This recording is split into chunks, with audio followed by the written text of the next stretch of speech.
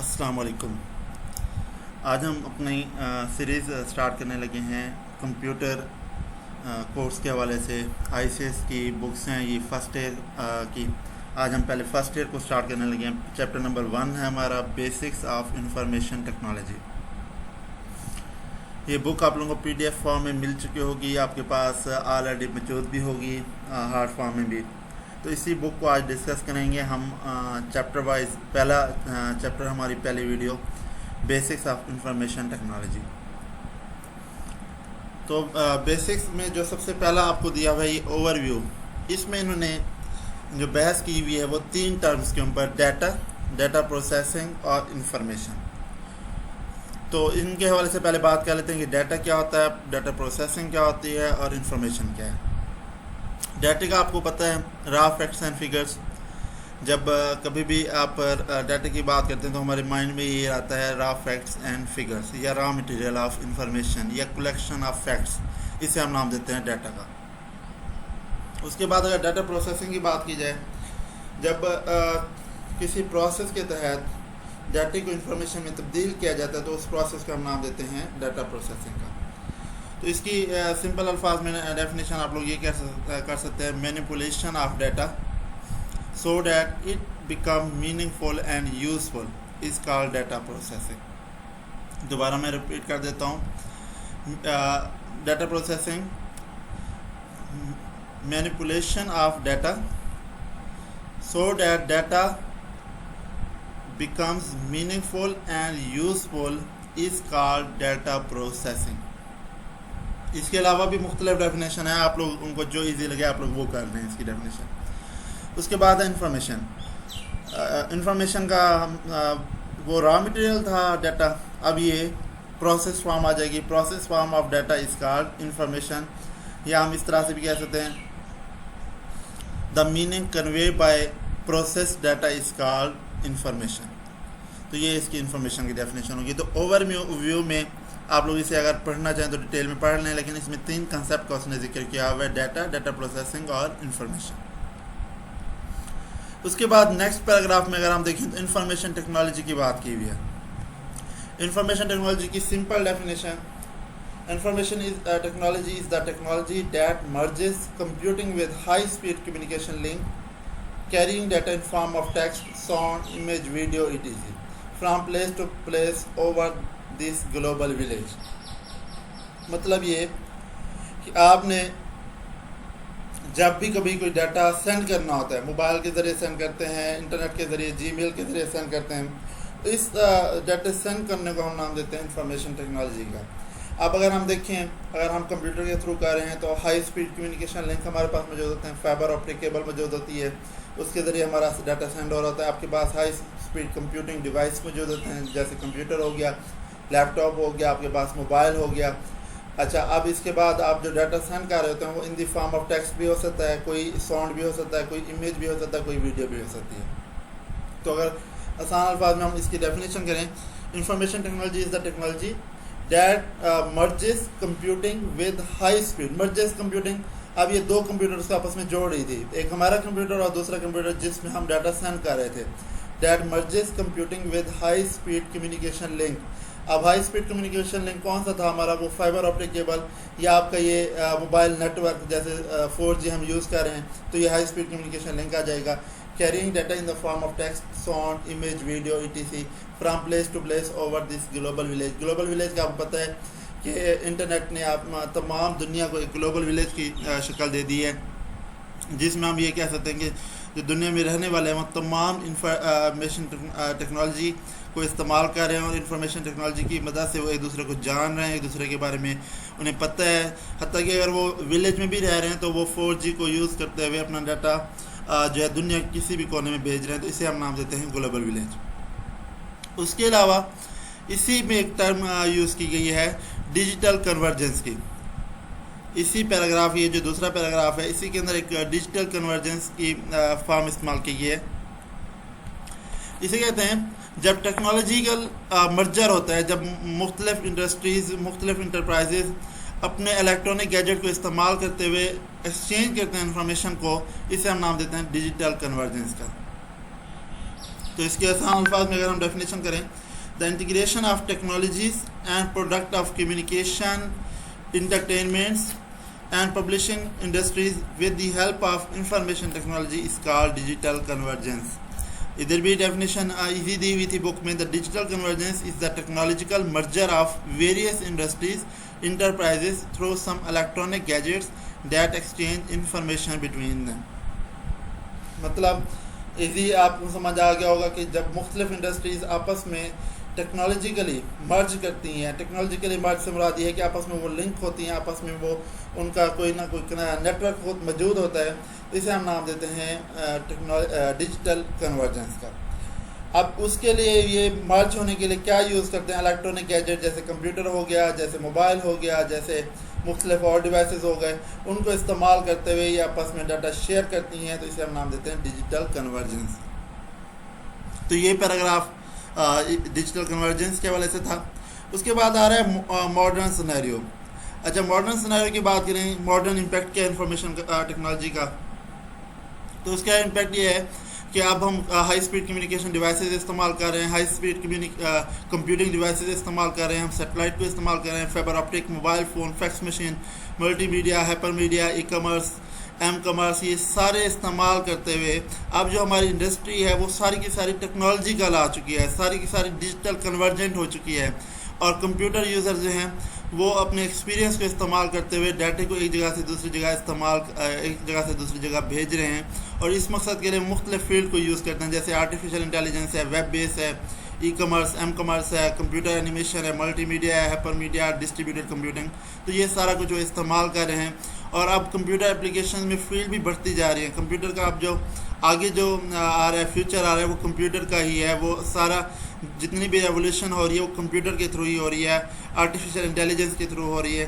तो ये जो आपको पैराग्राफ था ये टोटल इसी के हवाले से था कि कंप्यूटर का इम्पैक्ट क्या पड़ना है फ्यूचर में, और कंप्यूटर कौन कौन सी फील्ड जो है आगे आनी है. हार्डवेयर एंड सॉफ्टवेयर की बात कर रहे हैं. हार्डवेयर एंड सॉफ्टवेयर से पहले कंप्यूटर की बेसिक डेफिनेशन कर लेते हैं. कंप्यूटर है क्या, जिसके बारे में हम इतनी देर से बहस कर रहे थे. तो आसान अल्फाज में, computer is a machine that can be program to accept data, process it to give useful information. ये भी इसकी तारीफ़ की जा सकती थी, या इसकी तारीफ़ इस तरह से भी की जा सकती थी. An electronic machine which can accept data, process it and print it into useful information and store it for future use. तो इसकी डेफिनेशन मुख्तलिफ बन सकती है, आप लोग जिस तरह से मर्ज़ी इसे इस्तेमाल करना चाहे. कुछ बुक्स में इस तरह से भी डेफिनेशन दी हुई थी, computer is a machine that can be use to process mathematical related problems. तो ये भी डेफिनेशन की जा सकती है. आप लोगों की मर्ज़ी है कि आप लोगों ने कौन सी तारीफ इसकी करनी है, लेकिन मेन कंसेप्ट यही है कि ये वो मशीन है जिसे हम प्रोग्राम करते हैं, जिसके अंदर प्रोग्रामिंग की जाती है ताकि वो डाटे को एक्सेप्ट करे, उसके बाद उसको प्रोसेस करे और उसको यूज़फुल इंफॉर्मेशन में कन्वर्ट करे और स्टोर कर दे फ्यूचर यूज़ के लिए. इसे हम नाम देते हैं हार्डवेयर एंड सॉफ्टवेयर. ये हमारा कंप्यूटर हो गया. अब इसके ये जो कंप्यूटर सारा मलकर है, इसको मुख्तलिफ हिस्सों में भी डिवाइड किया जाता है, हार्डवेयर और सॉफ्टवेयर. अब हार्डवेयर की अगर हम बात करें तो हार्डवेयर जो है तमाम आपकी मशीन जितनी भी है, जो फिज़िकल पार्ट हैं कंप्यूटर के, जिसे आप लोग टच कर सकते हैं, जिन्हें आप लोग देख सकते हैं, जिन्हें आप लोग छू सकते हैं, वो सारा का सारा हार्डवेयर बन जाता है. तो मशीन को हम नाम देते हैं हार्डवेयर का. जबकि जितनी भी प्रोग्रामिंग इंस्टॉल होती है, जिसमें आपकी विंडो है, जिसमें आपके मुख्तलिफ और प्रोग्राम है जो आपके कंप्यूटर के अंदर इंस्टॉल हैं, वो सॉफ्टवेयर कहलाते हैं.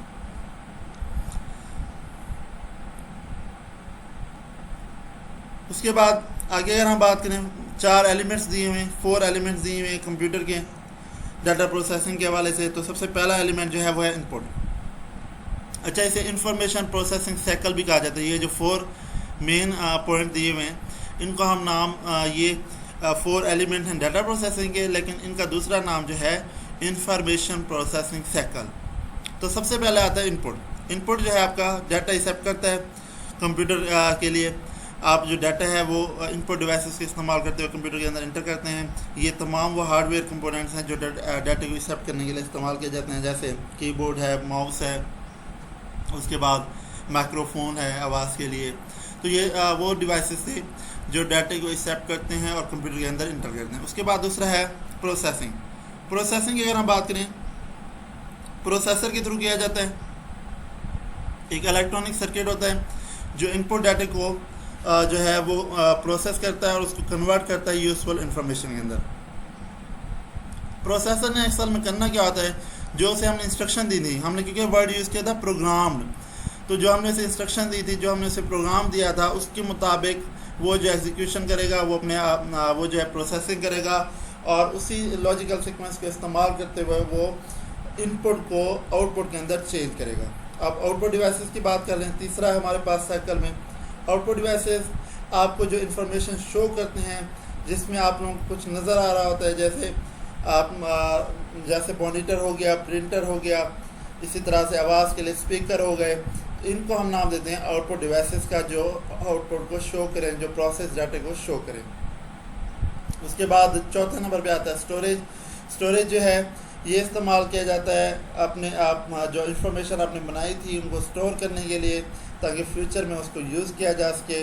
उसके लिए जो सेकेंडरी स्टोरेज डिवाइसेस आते हैं वो है हार्ड डिस्क है, फ्लॉपी डिस्क है, इसके जो डाटे और प्रोग्राम्स को स्टोर करते हैं कंप्यूटर के अंदर।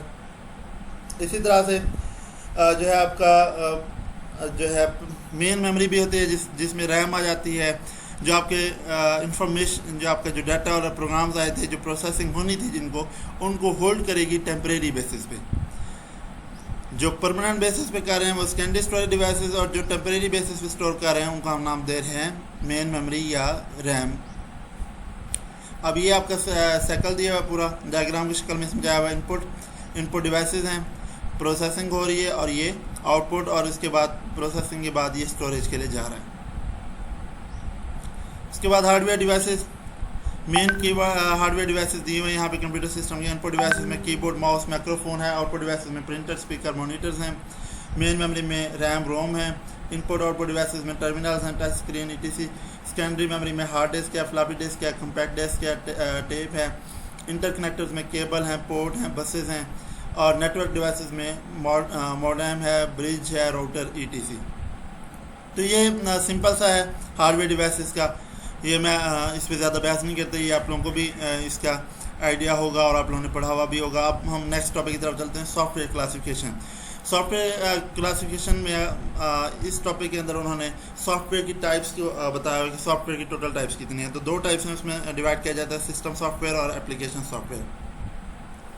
पहला जो आपका है सिस्टम सॉफ्टवेयर। सिस्टम सॉफ्टवेयर की बात करें तो ऐसा सॉफ्टवेयर जो हार्डवेयर को कंट्रोल करने के लिए बनाया जाए, जो आपके हार्डवेयर कंपोनेंट्स को कंट्रोल करे, उन में आने वाली तमाम प्रोसेसिंग को जो है प्रोसेसिंग जितनी भी हो रही है उन सारी प्रोसेसिंग को कंट्रोल करे, उनको मेमोरी एड्रेस असाइन करे।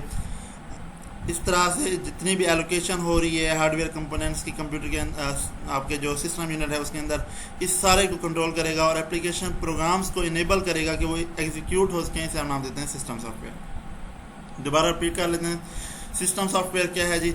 System software is software that is used to control the usage and allocation of different hardware components and enable the other application program to execute। मतलब ऐसा सॉफ्टवेयर जो machine को hardware components को control कर रहा है, उनको एलोकेशन दे रहा है सीपीयू के अंदर या सिस्टम यूनिट के अंदर। इसके अलावा जो एप्लीकेशन प्रोग्राम हो रहे हैं उनको एग्जीक्यूट कर रहा है, इसे हम नाम दे रहे हैं सिस्टम सॉफ्टवेयर का। इसकी एग्जांपल के तौर पे ऑपरेटिंग सिस्टम है, यूटिलिटी प्रोग्राम है, यूटिलिटी प्रोग्राम हो गए, ड्राइवर्स हो गए, ये सारे सिस्टम सॉफ्टवेयर कहलाते हैं। अब एप्लीकेशन सॉफ्टवेयर की अगर हम बात करें तो ऐसा सॉफ्टवेयर जो स्पेसिफिक प्रॉब्लम के लिए, स्पेसिफिक पर्पस के लिए डेवलप किया जाए, जो आपको ऑडियो वीडियो इंटरटेनमेंट मकसद के लिए इस्तेमाल करते हैं यूज़र्स जितनी भी हैं, उसे हम नाम देते हैं एप्लीकेशन सॉफ्टवेयर का। ये दो तरह से हो सकते हैं, कस्टम बिल्ड या पैकेज। कस्टम बिल्ड की बात करें, जो आपका कस्टमर खुद रिक्वेस्ट करेगा, कोई पार्टिकुलर कस्टमर जो आपसे डेवलप कराएगा सॉफ्टवेयर, वो कस्टम बिल्ड हो गया। पैकेज सॉफ्टवेयर ये पूरा एक ऑफ द शेल्फ सॉफ्टवेयर कहलाते हैं। जिनमें आप कि MS वर्ड आ जाता है, जो पूरे यूज़र जितने भी यूज़र्स हैं जो यूज़ कर रहे हैं कंप्यूटर को, उनके लिए डेवलप किए जाते हैं। मतलब ये मखसूस नहीं होते कस्टमर्स के लिए, तमाम कस्टमर्स के लिए होते हैं। तो कस्टम बिल्ड मखसूस कस्टमर के लिए, और पैकेज सॉफ्टवेयर तमाम डेवलपर्स तमाम यूज़र्स के लिए बनाए जाते हैं। इसमें MS वर्ड आ जाता है, MS पावरपॉइंट आ जाता है, जबकि कस्टम बिल्ड जो है वो खुद डेवलप कराते हैं, जो भी अपना बताएंगे रिक्वायरमेंट उसके मुताबिक वो डेवलप कराएंगे। Input output devices, input output devices की बात करें, ऐसे डिवाइसेस जो कंप्यूटर में डाटा एंटर करने के लिए इस्तेमाल किए जाए वो इनपुट डिवाइसेस कहलाते हैं। इसमें कीबोर्ड है, पॉइंटिंग डिवाइसेस है, सोर्स डाटा एंट्री डिवाइसेस हैं। कीबोर्ड की बात कर लें, कीबोर्ड जो है ये टाइपराइटर कीबोर्ड की तरह हमें नज़र आता है। इसका मेन मकसद ये होता है कि इसके ऊपर डिफरेंट कीज़ मौजूद होती हैं जिनके ज़रिए डाटे को इंटर किया जाता है। हम तमाम जो डाटा इंटर कर रहे होते हैं कीबोर्ड के ज़रिए, वो इन फॉर्म ऑफ न्यूमेरिक हो सकता है, अल्फ़ाबेटिक हो सकता है, फंक्शन हो सकता है, या एडिशनल स्पेशल पर्पस की हो सकती है। अब कीबोर्ड में अक्सर आता है कि आप किस तरह के फॉर्मेट यूज़ किया जाता है कीबोर्ड के अंदर। जो उसका स्टैंडर्ड फॉर्मेट है वो है QWERTY, QWERTY। QWERTY इसका बेसिक है, मतलब इसका मतलब ये होगा कि बिगनिंग कीज़ में यही टॉप रो जो हैं इन्हीं अल्फ़ाबेट लेटर्स की होंगी। उसके बाद फंक्शन की बात करें तो फंक्शन की ऐसी कीज़ होती हैं जो सर्टेन कमांड्स के लिए इस्तेमाल की जाती हैं, जो मुख्तलिफ फंक्शंस को परफॉर्म करने के लिए इस्तेमाल की जाती हैं, और ये आपकी कीबोर्ड पर F1 से F12 तक मौजूद होती हैं। उसके बाद मेन कीबोर्ड की बात कर लें तो मेन कीबोर्ड से आप सब लोग फेमिलियर हैं। इसका टाइपराइटर की तरह का होता है ये। इसमें आपकी तमाम अल्फ़ाबेटिक कैरेक्टर्स और तमाम न्यूमेरिक डिजिट्स मौजूद होते हैं। मेन कीबोर्ड को यहाँ पे उसमें दिखाया हुआ भी है, ये सारा आपका मेन कीबोर्ड कहलाता है। उसके बाद नेक्स्ट है हमारे पास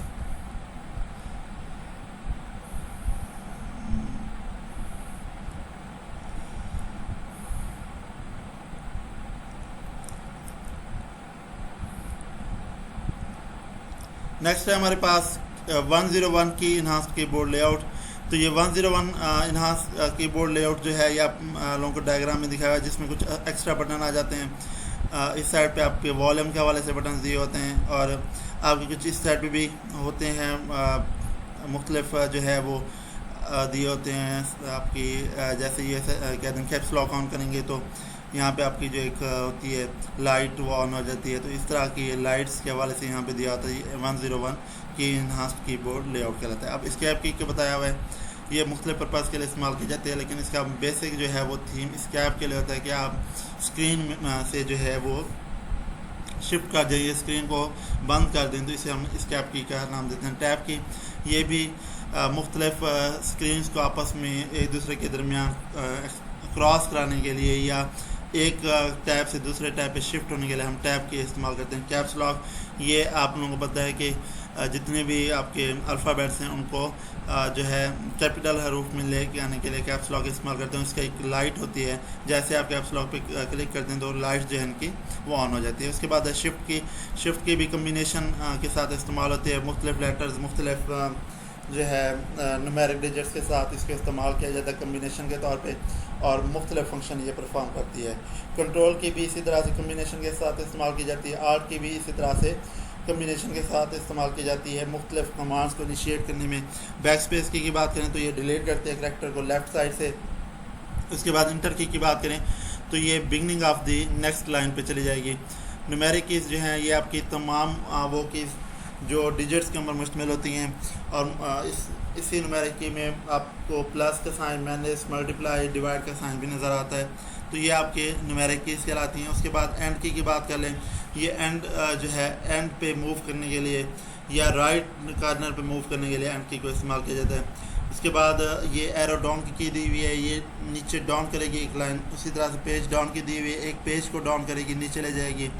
ये जो है एरो लेफ़्ट की दी हुई है कि एरो राइट करने के लिए होम की दी हुई है। इसी तरह से ये एरो इबव करने के लिए, इबव लाइन पे जाने के लिए, पेज इबव पेज पे जाने के लिए। अच्छा, इंसर्ट की जो दी हुई है ये मुख्तलिफ फंक्शंस के लिए इस्तेमाल की जाती है, लेकिन इसका बेसिक जो मकसद होता है वो टॉगल ऑफ करने के लिए, मतलब जो आपका कीबोर्ड करैक्टर्स था उसको ओवरराइड या फिक्स करने के लिए इस्तेमाल की जाती है एग्जिस्टिंग करैक्टर्स के ऊपर। उसके बाद डिलीट की बात कर लें, डिलीट की जो है ये डिलीट करते हैं करेक्टर स्पेस या सेलेक्टेड टेक्स्ट को। उसके बाद एक्सटेंडेड कीबोर्ड जो है उसके अंदर कुछ एडिशनल कीज़ होती हैं, मुख्तलिफ फंक्शंस या कर्सर मूवमेंट के लिए इस्तेमाल की जाती हैं। जैसे एरो कीज़ हैं तो ये लेफ़्ट ऑफ द न्यूमेरिक की मूव द कर्सर पोजीशन, जैसे ये numeric keys 2 4 6 8 and so on. इसी तरह से insert, delete, home, and page up and page down, ये डुप्लीकेट फंक्शन की न्यूमेरिक कीज़ मौजूद होती हैं। अच्छा, उसके बाद टॉप ऑफ द कीबोर्ड की बात कर ले तो ये प्रिंट स्क्रीन होता है। स्क्रीन को प्रिंट करने के लिए स्क्रॉल लॉक होता है, ये आपका कर्सर को मूव कराने के लिए टेक्स्ट और इमेजेस के दरमियान कर्सर को मूव कराने के लिए स्क्रॉल लॉक इस्तेमाल किया जाता है। पॉज है, ये आपकी स्क्रीन को रोकने के लिए इस्तेमाल की जाती है। उसके बाद फंक्शन कीज़ हैं, ये जैसे मैंने बताया था F1 से F12 तक मौजूद होती हैं, मुख्तलिफ कमांड्स को परफॉर्म करने के लिए इस्तेमाल की जाती हैं। उसके बाद पॉइंटिंग डिवाइसेस हैं, ऐसे डिवाइसेस जो आपकी कर्सर की पोजीशन को कंट्रोल करें, जो पॉइंटर स्क्रीन के ऊपर मौजूद पॉइंटर को कंट्रोल करें। इसमें माउस आ जाता है, ट्रैक पाल आ जाता है, पॉइंटिंग स्टिक आ जाती है, टच पैड आ जाता है, टच स्क्रीन आ जाती है, लाइट पेन है, इसी तरह से डिजिटाइजिंग ग्राफिक टैबलेट है, पेन बेस्ड सिस्टम है। तो माउस की अगर हम बात करें, एक ऐसा इनपुट डिवाइस जो माउस की तरह ही नज़र आता है, जिसके ऊपर जो एक बाल पर मुश्तमिल होता है और इसको रोल किया जाता है। इसकी फ्लैट सरफेस या माउस पैड के ऊपर इसको रोल किया जाता है। मोस्टली 2 बटन होते हैं और इसके एक दरमियान में बॉल लगी होती है जिसके ज़रिए हम इसको मूव करते हैं कर्सर को। अब ये जो बटन होते हैं ये लेफ़्ट और राइट के तौर पे इस्तेमाल किए जाते हैं। क्लिक या डबल क्लिक के लिए इनको इस्तेमाल किया जाता है। उसके बाद ट्रैक बॉल है, मूवेबल बॉल है ये भी, और स्टेशनरी डिवाइस में अपने फिंगर्स और पाम के ज़रिए, पाम ऑफ द हैंड के ज़रिए इसको रोटेट किया जाता है। ये ज़्यादातर आपकी गेमिंग पर्पज़ के लिए या इस तरह के मकासद के लिए इसको इस्तेमाल किया जाता है ट्रैक बॉल को। और ये भी माउस की तरह ही होती है, एडिशनल बटन्स होते हैं लेकिन इस पर और टोटली डिपेंड कर रही होती है सॉफ्टवेयर की बुनियाद पे कि इसके अंदर सॉफ्टवेयर कौन सा दिया गया। उसके बाद पॉइंटिंग स्टिक है। पॉइंटिंग स्टिक की बात करें, पॉइंटिंग डिवाइस है और ये पेंसिल की तरह आपको नज़र आता है। इसमें जो कीबोर्ड की जो कीज़ यूज़ की जाती हैं वो G, H and B keys के ज़रिए इसको परफॉर्म इसकी जो है फंक्शन इसका परफॉर्म कराया जाता है। 4 फिंगर के तहत भी इस की पॉइंटिंग स्टिक को मूव कराया जा सकता है और ये ज़्यादातर आपका पॉइंटिंग स्टिक जो है जॉयस्टिक के तौर पे इस्तेमाल होता है और ये भी गेमिंग पर्पज़ के लिए इसको इस्तेमाल किया जाता है। इसमें मुख्तलिफ बटन्स होते हैं जो गियर शिफ्ट के नाम से मशहूर होते हैं और कंप्यूटर एडेड डिज़ाइन सिस्टम जितने भी हैं या वीडियो गेम्स हैं उनमें इसको इस्तेमाल किया जाता है। टच पैड की बात कर लें, टच पैड इस्तेमाल होता है फ्लैट सरफेस या इस तरह की जो स्लाइड होती हैं उनके ऊपर इस्तेमाल किया जाता है फिंगर के ज़रिए। ये आप लोगों का जैसे लैपटॉप वगैरह पे माउस जिसे हम देते हैं वो टच पैड ही कहलाता है। अब वो टच पैड जो है किसी भी फिंगर को टैप करने के लिए किसी भी फिंगर को हम उस पर टैप करेंगे तो क्लिक का फंक्शन परफॉर्म कर देगा या उसी के ज़रिए हम जैसे जैसे फिंगर को मूव करते रहेंगे तो आपका कर्सर जो है वो मूव करती रहेगी। उसके बाद टच स्क्रीन है। टच स्क्रीन आपका वीडियो डिस्प्ले स्क्रीन होती है जो इनपुट लेती है। आपके जितने भी मोबाइल्स हैं, आप लैपटॉप भी टच स्क्रीन में आ रहे हैं, उनके ज़रिए इनविजिबल इंफ्रारेड को इस्तेमाल करते हुए वो कर्सर को मूव कराते हैं या जो भी आपने फंक्शन परफॉर्म करना होता है वो फंक्शन परफॉर्म करते हैं। Light pen, light sensitive stylish pen like device है।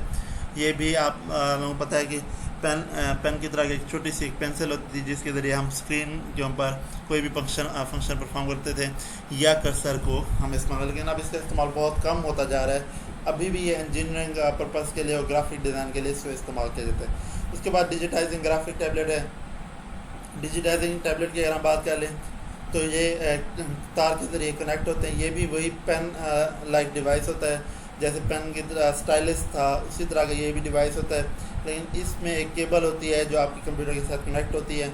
अब इसमें जो टर्म इस्तेमाल की जा रही है वो एक पक एक ऐसा कॉपिंग डिवाइस है जो यूज़र का इमेज को या जो भी आप ड्राइंग कर रहे हैं या जो सिविल इंजीनियरिंग के मैप होते हैं उनको कॉपी करने के लिए इस्तेमाल किया जाता है। पक का दोबारा मैं बता दूँ, एक ऐसा कॉपिंग डिवाइस जो कॉपी करने के लिए, कॉपी किस चीज़ को करेगा, इमेज, आर्किटेक्चरल डिज़ाइन और इंजीनियरिंग मैप कॉपी करने के लिए इस्तेमाल किया जाता है।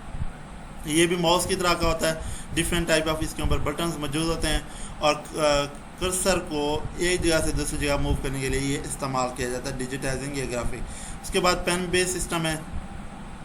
पेन बेस सिस्टम ये भी बिल्कुल उसी तरह से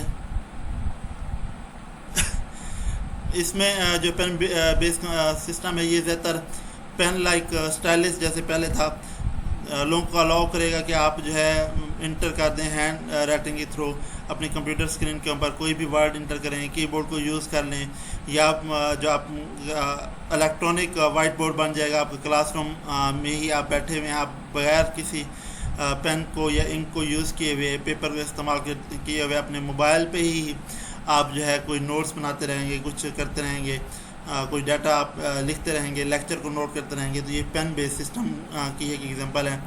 इसमें ज़्यादा जो बेसिक इसका कंसंट्रेशन है वो यही है कि लेक्चर्स को सुना जाए और उनको नोट करने के लिए आपको पेन या पेपर को इस्तेमाल ना करना पड़े। उसके बाद है सोर्स डाटा एंट्री डिवाइसेस। ऐसे डिवाइसेस जो डायरेक्ट डाटा एंट्री के लिए इस्तेमाल होते हैं उनको हम नाम देते हैं source data entry devices.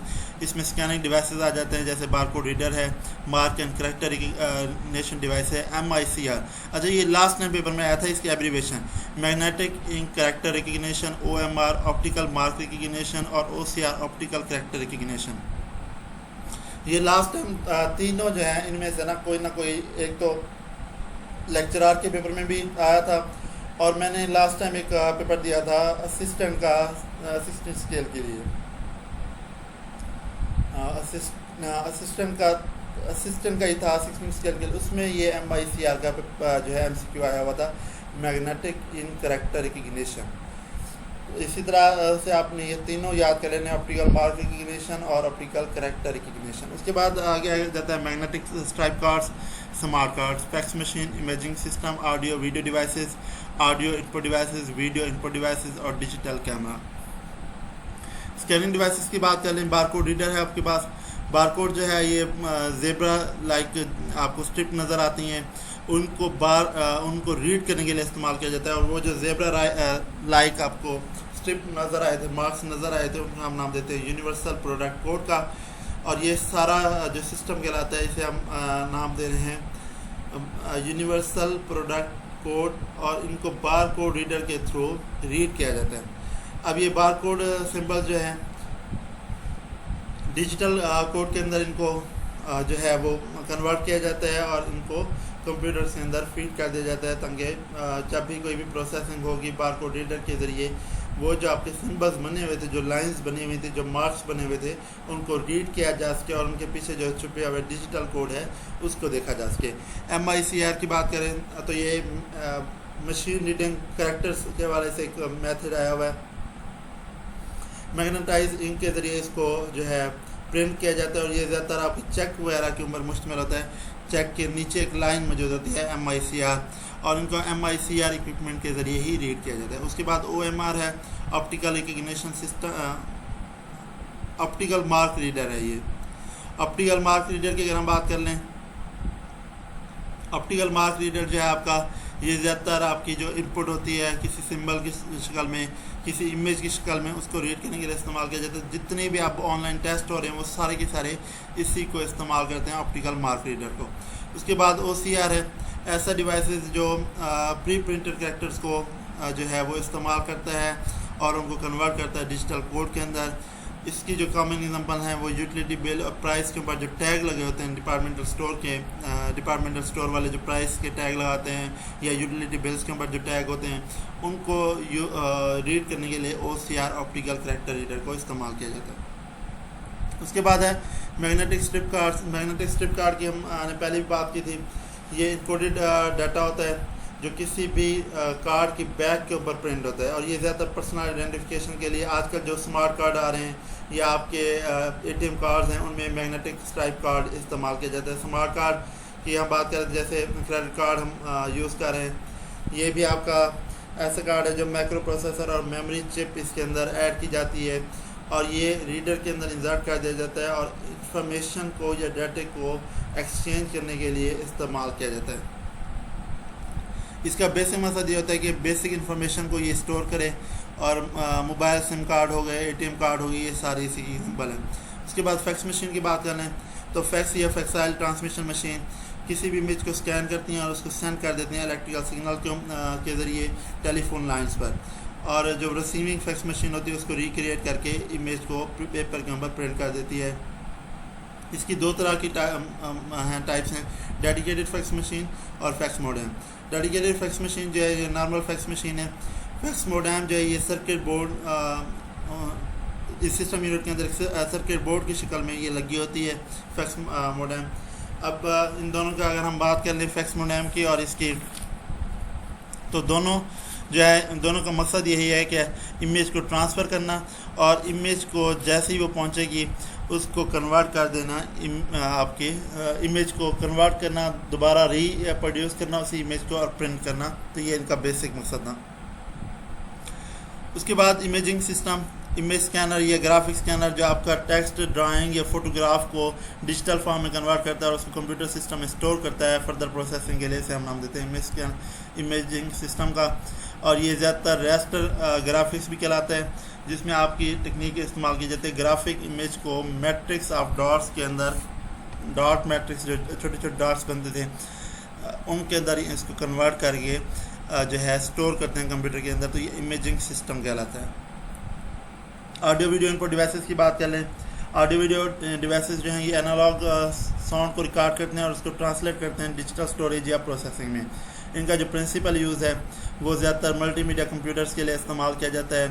Text, graphic, sound, video और एनिमेशन को ये प्रेजेंट करने के लिए इस्तेमाल किए जाते हैं। माइक्रोफोन की अगर हम बात करें, माइक्रोफोन है या बाकी जितनी भी डिवाइसेस हैं वो सारे audio video input device. Microphone हो गया, आपका स्पीकर हो गया, इसी तरह से आपका मोबाइल भी ऑडियो वीडियो इनपुट डिवाइस के तौर पे इस्तेमाल हो रहा होता है। तो ये सारे ऑडियो वीडियो इनपुट डिवाइसेस में आ जाएंगे। उसके बाद वीडियो इनपुट की बात कर लें। वीडियो इनपुट में आपकी फिल्म या वीडियो इमेजेस को VCR या कैमकोडर या डिजिटल फॉर्म में कन्वर्ट करके जब रन किया जाता है, इसे हम नाम देते हैं वीडियो इनपुट डिवाइसेस का।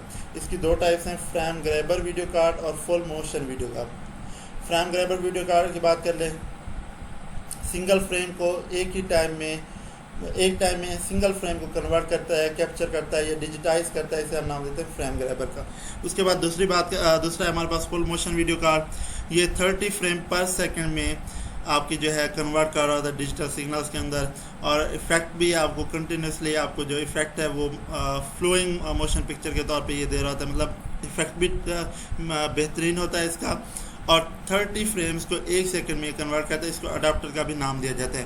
फ्रेम ग्रैबर एक वक्त में एक फ्रेम और ये सिर्फ एक सेकंड के अंदर 30 फ्रेम्स को कन्वर्ट कर सकता है। तो ये फुल मोशन वीडियो कार्ड कहलाता है। उसके बाद डिजिटल कैमरे की बात कर लें, ये लाइट सेंसिटिव प्रोसेसर चिप है जो फोटोग्राफिक इमेजेस को कैप्चर करने के लिए और उनको डिजिटल फॉर्म में कन्वर्ट करने के लिए, ताकि डिस्क में ये कंप्यूटर में उसको स्टोर किया जाए, उसके लिए डिजिटल कैमरा इस्तेमाल किया जाता है। अब तमाम डिजिटल कैमरे के अंदर पहले से मेमोरी इनेबल होती है और उसी मेमोरी को इस्तेमाल करते हुए हम अपनी पिक्चर्स या वीडियो को जो है स्टोर कर लेते हैं। उसके बाद आउटपुट डिवाइसेस है।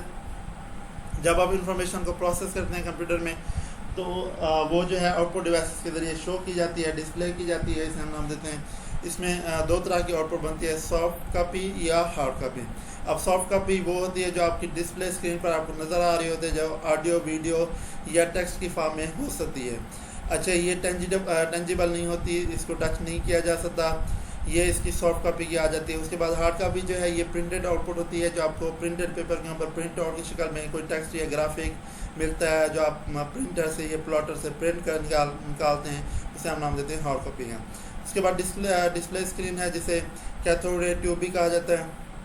इसमें मॉनिटर्स आ जाते हैं, इसमें सिंपल स्क्रीन आ जाती हैं जो डिफ़र कर रही होती हैं साइज़ में, कलर में, रेजोल्यूशन में और वीडियो डिस्प्ले अडाप्टर कार्ड में, ये सारी डिफ़र कर रही होती हैं। उसके बाद साइज़ की बात करें, मॉनिटर जो है आपको डिफरेंट साइज़ में मिल जाता है और इसके अलावा इसके पाम टॉप से लेकर लैपटॉप तक आपको साइज़ इनके मुख्तलिफ नज़र आते हैं। मॉनिटर के कलर की बात कर लें, मैनी मॉनिटर डिस्प्ले कलर करते हैं, जो कलर करते हैं उसमें RGB और 256 कलर्स के ऊपर मुश्तमिल होते हैं, लेकिन अब सेवरल थाउजेंड वेरिएशन आ चुके हैं इसमें। उसी शेड को इस्तेमाल करते हुए, रेड, ग्रीन, ब्लू का इस्तेमाल करते हुए जो आपकी 1000 वेरिएशन वो बनाते हैं और उस कलर स्कीम को इस्तेमाल करते हुए कलर आउटपुट आपको देते हैं। इसके अलावा मोनोक्रोम डिस्प्ले, मोनोक्रोम जो है ये सिंगल फोरग्राउंड कलर, जो आपका बैकग्राउंड कंट्रास्ट बैकग्राउंड के साथ कंट्रास्ट करके सिंगल एक कलर प्रोड्यूस करता है, उसे हम नाम देते हैं मोनोक्रोम डिस्प्ले। उसके बाद रेजोल्यूशन की बात कर लें। रेजोल्यूशन में तमाम आपका जो करैक्टर है या इमेज हैं वो डॉट पैटर्न की शक्ल में या नंबर की शक्ल में या पिक्सल्स की शक्ल में उनको रिप्रेजेंट किया जाता है, इसे हम नाम देते हैं रेजोल्यूशन का।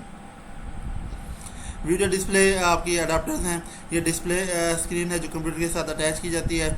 वीडियो ग्राफिक कार्ड के ऊपर मुश्तमिल होती है। सर्किट बोर्ड होता है इसका जो रेजोल्यूशन, नंबर ऑफ कलर और स्पीड को कंट्रोल कर रहा होता है, इसे हम नाम देते हैं वीडियो डिस्प्ले अडाप्टर का। अब वीडियो डिस्प्ले अडाप्टर मुख्तलिफ मार्केट में मौजूद है, जिसमें 3 टाइप्स इसकी बताई हुई हैं। यहाँ पे VGA है, वीडियो ग्राफिक्स है, तकरीबन 16 से 256 कलर्स तक ये सपोर्ट करता है, लेकिन डिपेंड करता है स्क्रीन रेजोल्यूशन के ऊपर। जैसे 320 से 200 अगर पिक्सल की स्क्रीन है तो ये 16 कलर्स को, 640 से 480 की अगर पिक्सल की है तो ये 256 कलर को। अच्छा, ये भी लास्ट टाइम MCQ आ चुका है, जो है 640 मल्टीप्लाई बाय 480 और VGA आपकी यूज़ कर रहे हैं तो कितने कलर्स को ये डिस्प्ले करेगा, तो वो 256 कलर थे, इसे 4 बिट कलर भी नाम दे देता है। उसके बाद SVGA है, सुपर वीडियो ग्राफिक्स एरे, ये 256 कलर को हायर रेजोल्यूशन के साथ डिस्प्ले करता है। 2 ग्राफिक्स बोर्ड पर मुश्तमिल होता है, 800 मल्टीप्लाई बाय 600 पिक्सल्स और 1024 मल्टीप्लाई बाय 768 पिक्सल्स और 8 बिट कलर भी से हम नाम देते हैं। उसके बाद XGA है, एक्सटेंडेड ग्राफिक्स रे, ये 16.7 मिलियन कलर्स को डिस्प्ले करता है। रेजोल्यूशन जो है इसकी 1024 से 768 पिक्सल तक मुश्तमिल होती है।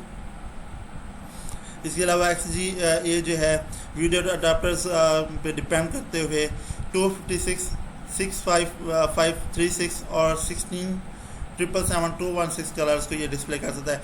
ये भी अक्सर MCQ आया होता है कि XGA जो है अगर किस को सपोर्ट करता है, तो इसमें से एक आध वैल्यू वहाँ पे इनपुट आपकी जो है दी होती है ऑप्शंस में, तो इनमें ये आपने वैल्यूज़ को याद कर लेना है।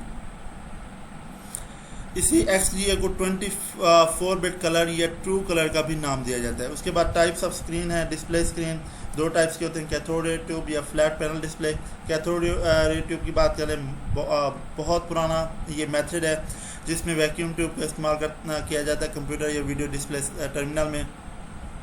इसमें होता ये है कि जब भी कोई आपके आती है, कोई भी आपकी ऑडियो आ रही होती है, तो ये उसको स्ट्रीम ऑफ बिट्स में कन्वर्ट कर देता है और डार्ट्स के ऊपर ये मुश्तमिल होते हैं। कंप्यूटर के अंदर CPU में जो cathode ray electric tube gun लगी होती है, उसके ज़रिए इन डार्ट्स को, इन बिट को कन्वर्ट किया जाता है इलेक्ट्रॉन में, और यही इलेक्ट्रॉन जाके आपके जो कैथोड रे ट्यूब के अंदर फास्फोर लगा होता है, जिसे कहते हैं फास्फोरस स्क्रीन। आप उस फास्फोरस स्क्रीन से ये टकराते हैं, बीम ऑफ इलेक्ट्रॉन।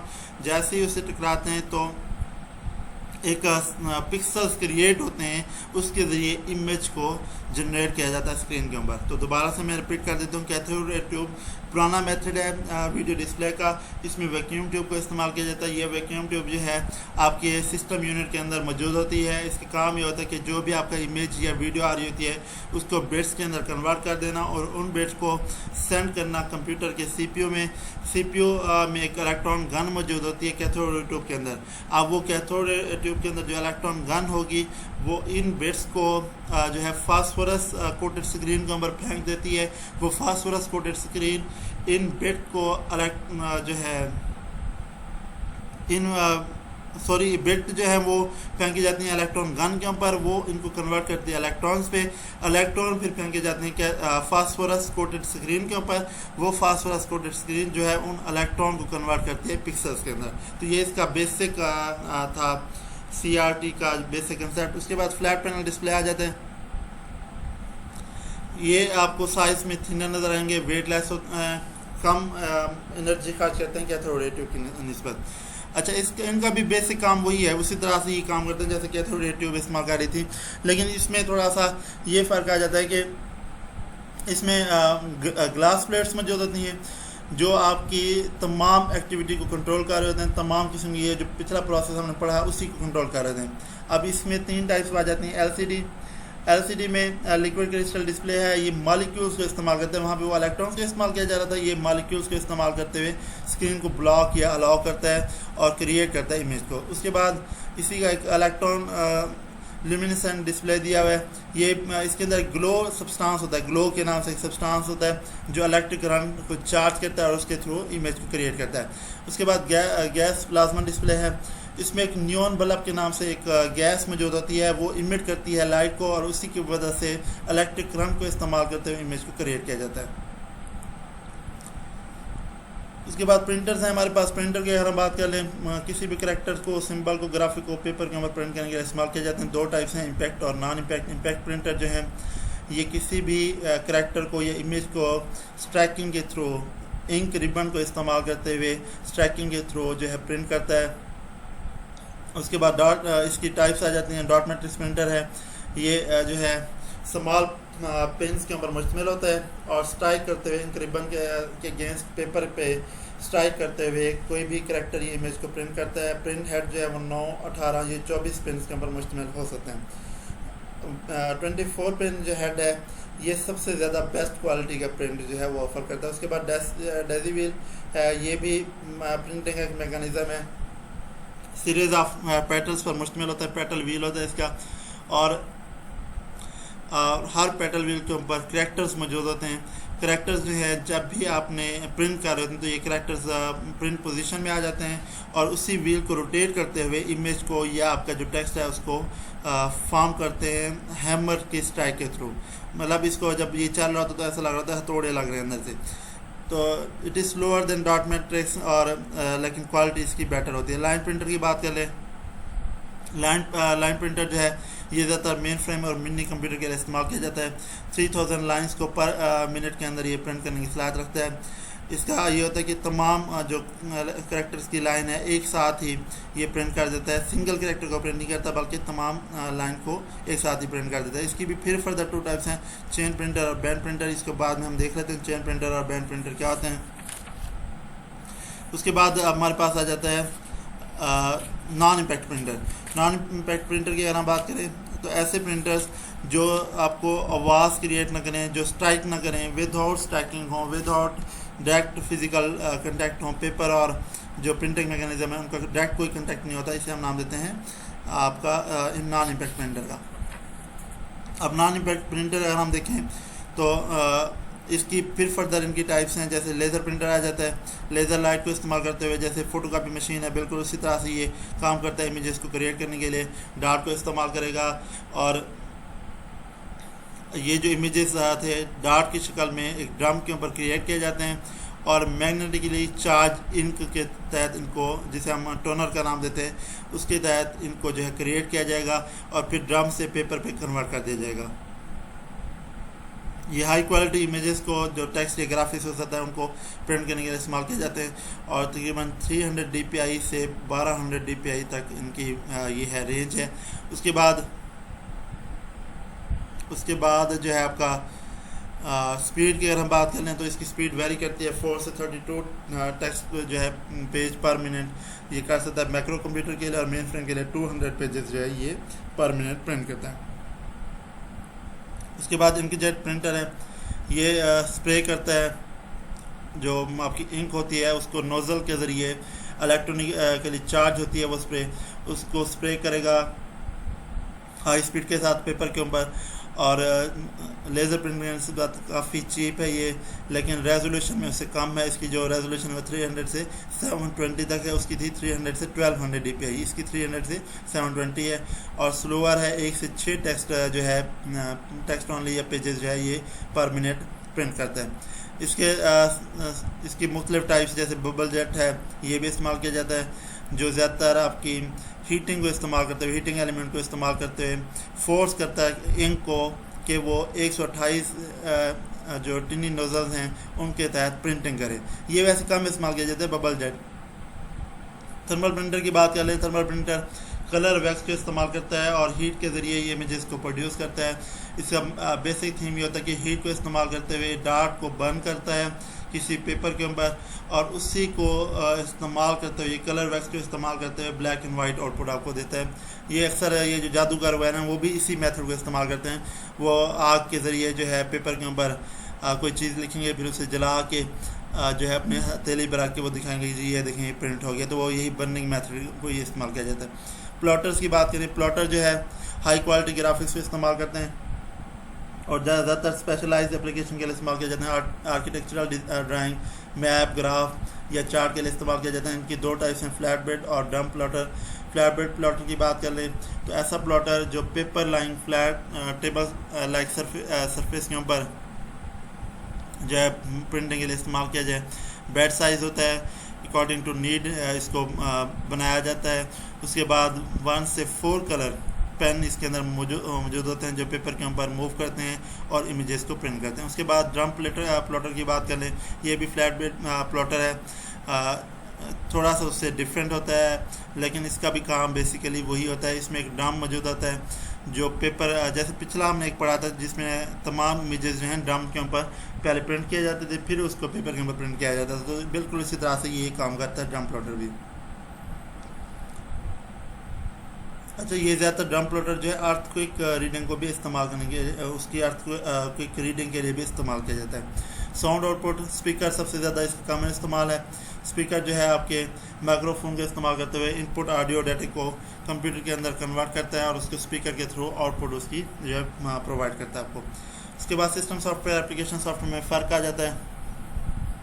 इसमें एक टर्म यूज़ की जाती है डिफ एंड डम, ये ज़्यादातर यूज़ की जाती है हार्डवेयर और सॉफ्टवेयर के लिए कि दोनों एक दूसरे के बगैर जो है वो मशीन जो है इन दोनों के बगैर डीफ या डम है। अब इसकी हम बात कर लें, जो आपका सॉफ्टवेयर है ये डिफरेंट प्रोग्राम्स के ऊपर मुश्तमिल होता है। प्रोग्राम की अगर हम बात कर लें सेट ऑफ इंस्ट्रक्शन और सॉफ्टवेयर की बात कर लें सेट ऑफ प्रोग्राम। और सॉफ्टवेयर को फिर 2 कैटेगरीज में डिवाइड किया जाता है, सिस्टम सॉफ्टवेयर और एप्लीकेशन सॉफ्टवेयर। सिस्टम सॉफ्टवेयर आपकी पहले भी आपने इसकी डेफिनेशन पढ़ी कि आपके जितनी भी रिसोर्सेज हैं कंप्यूटर सिस्टम को उनको मैनेज करने के लिए उनको मॉनिटर करने के लिए इस्तेमाल किया जाता है। इसकी एग्जांपल ऑपरेटिंग सिस्टम है, बैकअप है, ये रिस्टोर यूटिलिटी हैं।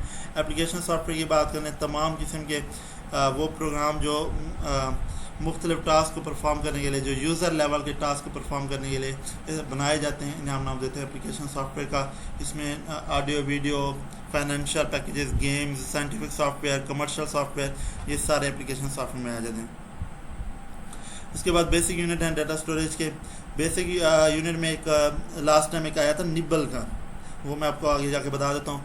बेसिक यूनिट मेमोरी जो है वो इन्हीं बेसिक यूनिट के ऊपर मुश्तमिल होती है, ऑन या ऑफ, यानी कि 1 या 0। ऑन स्टेट है तो 1, ऑफ स्टेट है तो 0।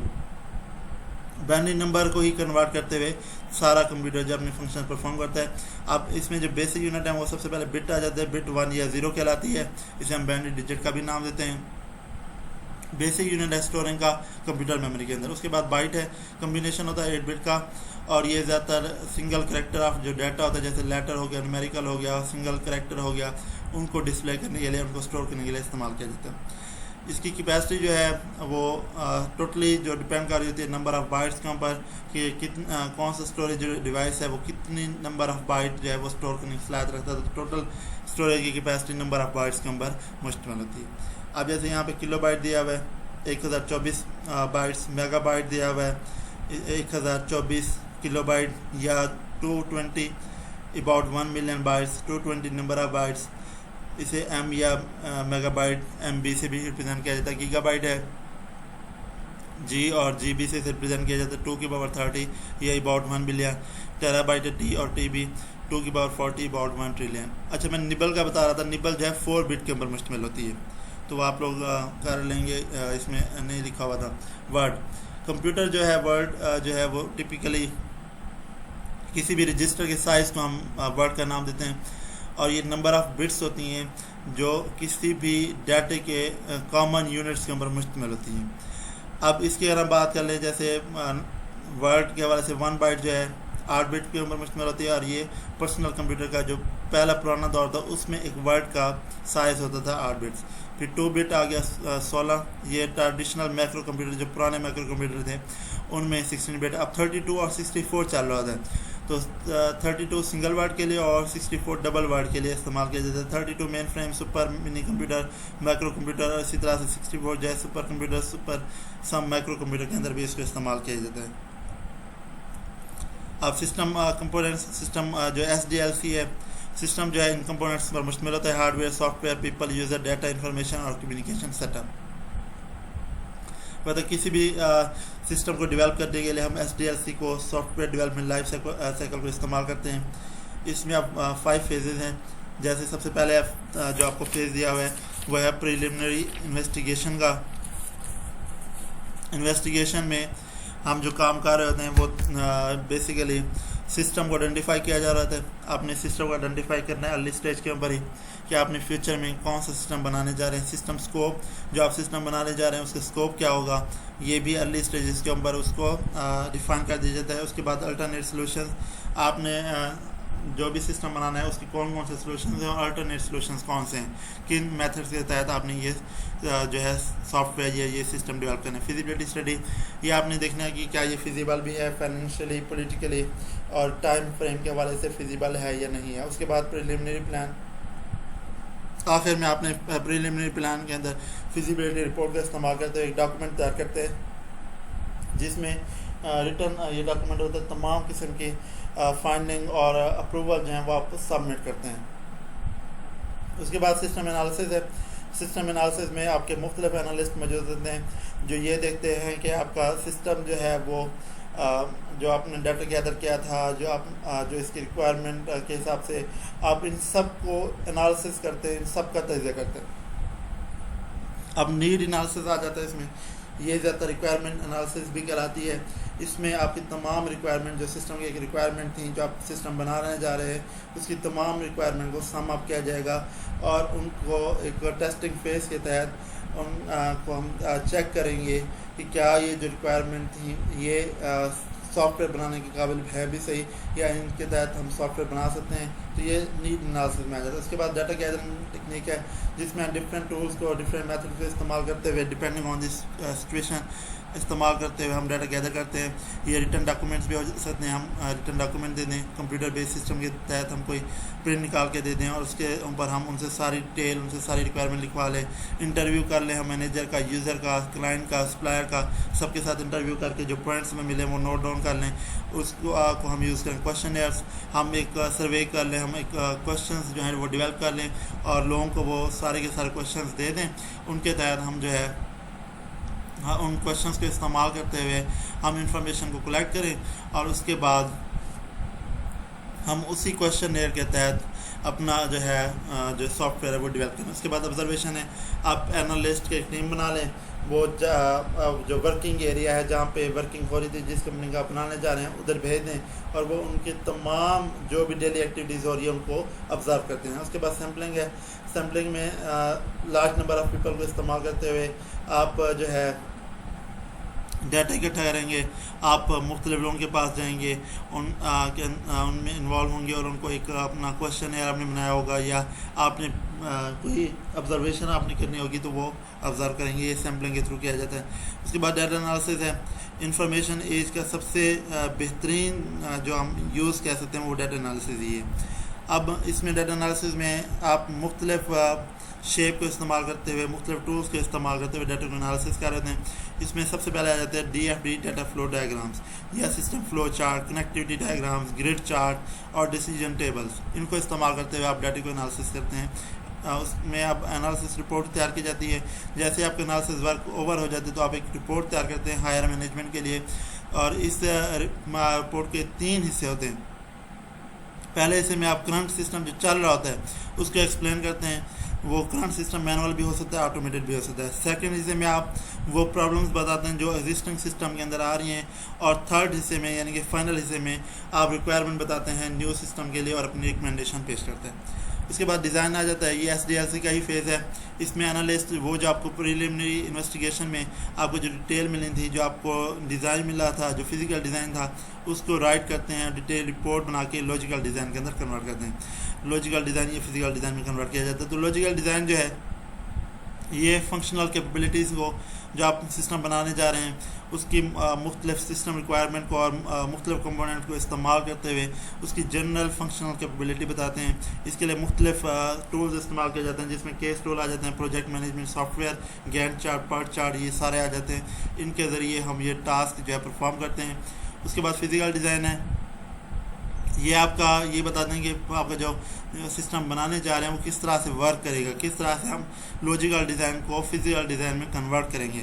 और ये ज़्यादातर output requirement, input requirement, storage requirement, processing requirement, system control and backup recovery in पर मुश्तमिल होते हैं। उसके बाद रिपोर्ट है, ये डिटेल रिपोर्ट होती है, लॉजिकल और फिजिकल डिज़ाइन के ऊपर मुश्तमिल होती है और हायर मैनेजमेंट को सबमिट की जाती है प्रेजेंटेशन की शक्ल में, एक्सप्लेनेशन की शक्ल में कि प्रपोज सिस्टम के मुतालिक तमाम डिटेल इस रिपोर्ट के अंदर मौजूद होती हैं। उसके बाद कोडिंग है, ये वो है जिसमें अब कोडिंग स्टार्ट होती है, जिसमें अब डेवलपमेंट होना स्टार्ट हो जाती है, जिसमें आप छोटे छोटे प्रोग्राम्स, छोटे छोटे सेगमेंट बनाते हैं और उनको फिर आपस में इकट्ठा करके, उनको इंटीग्रेट करके, कपल करके एक कंप्लीट सिस्टम तैयार करते हैं जो वर्केबल सिस्टम होता है। और ये system program specification, algorithm, flow chart और जो आपके प्रोग्रामर सॉफ्टवेयर इंजीनियर ने जो कोड लिखा था उसके ऊपर मुश्तमिल होता है। ऑफ द शेल्फ कंपोनेंट्स भी हो सकते हैं, ऑलरेडी रिटर्न प्रोग्राम जिन्हें हमने नाम दिया था उनको भी हम इस्तेमाल कर सकते हैं, या हम अपना जो है खुद से भी कोडिंग कर सकते हैं, जिसे हमने कस्टम बिल्ड का नाम दिया था वो भी हम कर सकते हैं।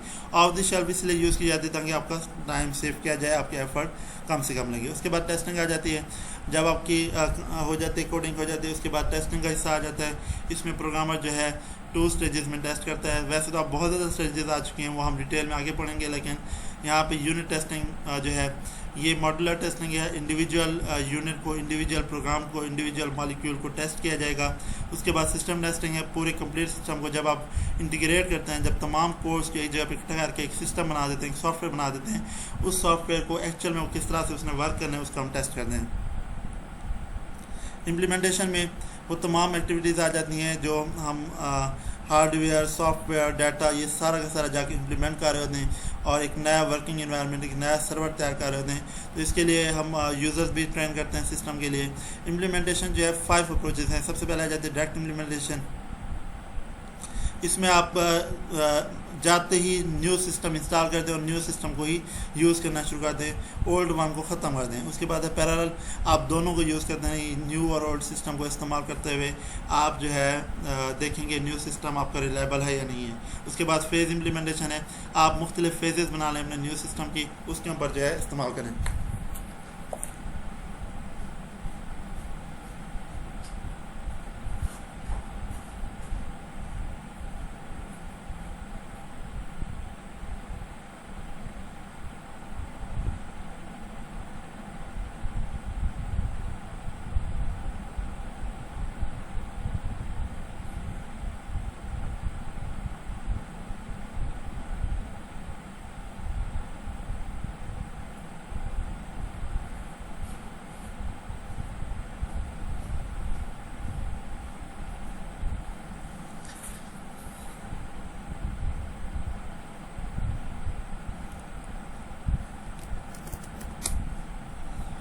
फेज़ इम्प्लीमेंटेशन के बाद इसका मैंने आप लोगों को बता दिया कि टाइम आप जो है मुख्तलिफ फेज़ को इस्तेमाल करते हुए आप इम्प्लीमेंट करते हैं सिस्टम को। उसके बाद पायलट इम्प्लीमेंटेशन है, बट इसमें पायलट इम्प्लीमेंटेशन में कंप्लीट सिस्टम ही इम्प्लीमेंट किया जाता है, लेकिन मुख्तलिफ यूज़र्स के लिए, मतलब एक ग्रुप आप बना लेते हैं सिलेक्टेड यूज़र्स का, सिलेक्टेड डिपार्टमेंट का, उनके लिए कंप्लीट सिस्टम को आप इम्प्लीमेंट करते हैं। उसके बाद यूज़र ट्रेनिंग्स आ जाती हैं। इसमें तमाम जो आपका SDLC प्रोसेस है, बिगनिंग से आखिर तक जिस तरह से आपने सॉफ्टवेयर तैयार किया था उसके ऊपर आप जो है यूज़र की ट्रेनिंग कराते हैं। उसके बाद मेंटेनेंस आ जाती है, ये लास्ट फेज़ है जिसमें कभी कभार जब भी कोई रिक्वायरमेंट बनती है, न्यू सिस्टम के हवाले से या न्यू रिक्वायरमेंट आती है या उसके अंदर जो प्रॉब्लम्स आ रही होती है, आप उनको मैनेज करते हैं, उनको मेंटेन करने के लिए इस्तेमाल करते हैं। तो ये हमारा फर्स्ट चैप्टर एंड हो गया। इसके MCQs, इंपॉर्टेंट MCQs और आपकी मुख्तलिफ जो पेपर के हवाले से बनते रहते हैं MCQs, उसकी भी लिस्ट मैं तैयार करके वो भी मैं इंशाल्लाह जल्दी अपनी वेबसाइट के ऊपर डिस्प्ले कर दूँगा। वीडियो लेंथी थी, लेकिन उम्मीद है आप लोगों को टॉपिक्स क्लियर हो जाएंगे। इंशाल्लाह मिलते हैं नेक्स्ट वीडियो।